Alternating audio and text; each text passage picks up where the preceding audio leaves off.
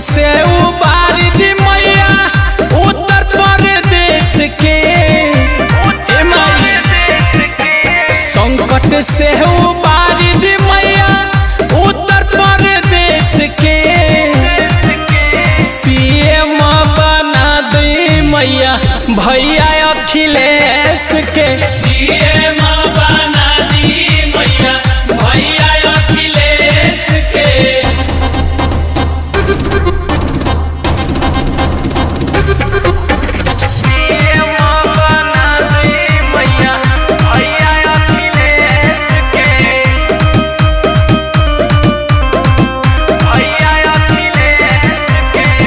सबके आस देख के रखले बड़े सब नेता हो।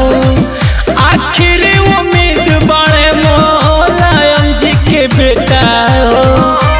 ए माई सुनी ना, सबके आस देख के रखले बड़े सब नेता हो। आखिर उम्मीद बड़े मुलायम जी के बेटा हो। पावर जानी घटे दी साइकिलिया के रेस के।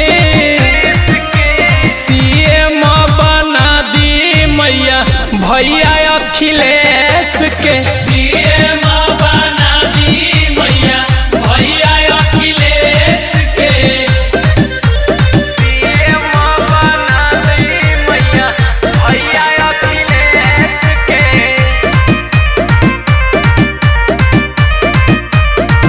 तू चाहबू तो कुछ होई तोहरे चलेला। कब सरकार आई है बतिया खोलेला। ए माई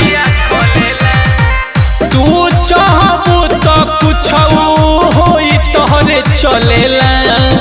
कब आई सरकार है बतिया खोलेला। साराधा पूरा दमाई विकास मरेश के। सीएम बना दी मैया भैया अखिलेश के। सीएम